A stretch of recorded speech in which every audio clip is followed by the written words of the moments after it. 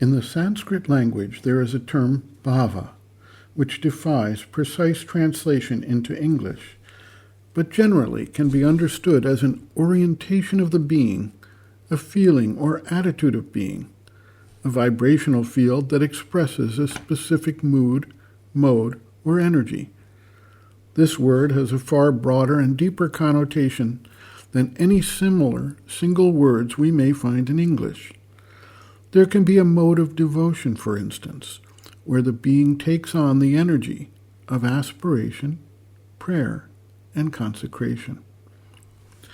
Dr. Dalal helps us appreciate the sense of this term through his description of the psychological connotations of the term attitude, which can encompass states of being, knowing, and expressing from the various parts of the being.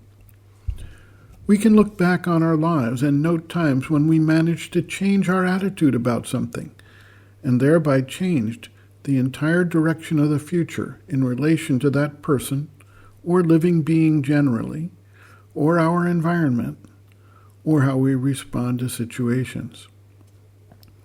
A common example is found in the way people often relate to bees in the United States. As young children, they are frequently indoctrinated to believe that bees are dangerous and painful, and thus they tend to treat bees as hostile beings that should either be avoided out of fear or exterminated.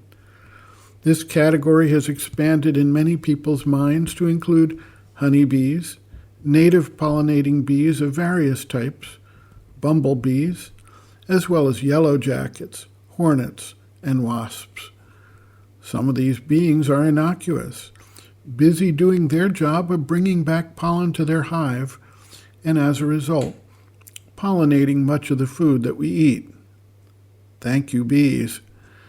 Some are more aggressive and may need different treatment under various circumstances, such as yellow jackets. But even here, they have a role to play, and careful consideration of location and circumstance can minimize hostile interactions.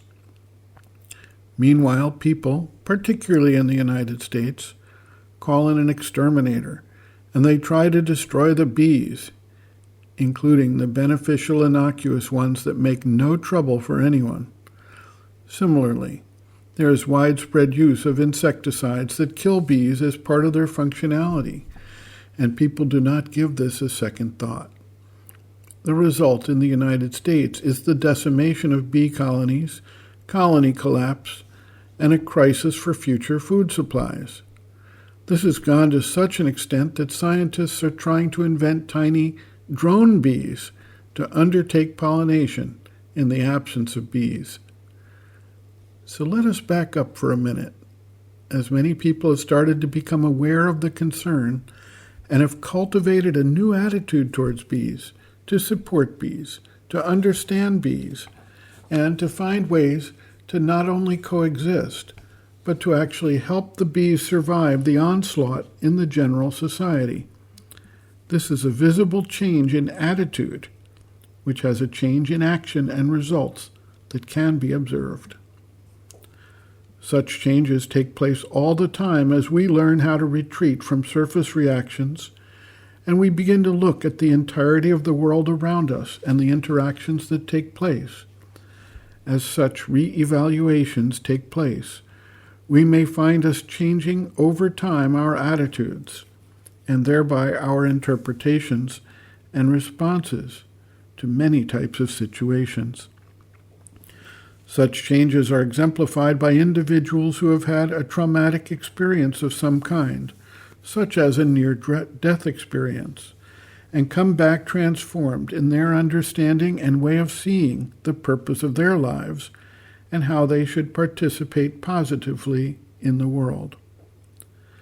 Dr. Dalal notes, quote, "What is meant by attitude? The phrase attitudes of mind, used by James, obviously implies that attitudes have something to do with the mind.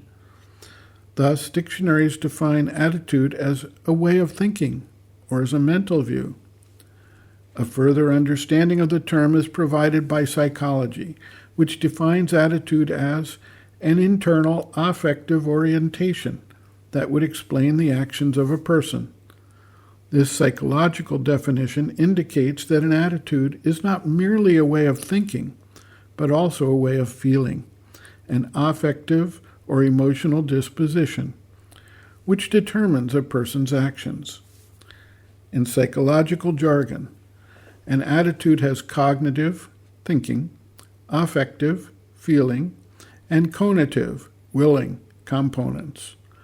Therefore, a change in one's attitude towards a thing, person, circumstance, or event implies change in the way one thinks, feels, and is disposed to act in relation to the thing, person, circumstance, or event.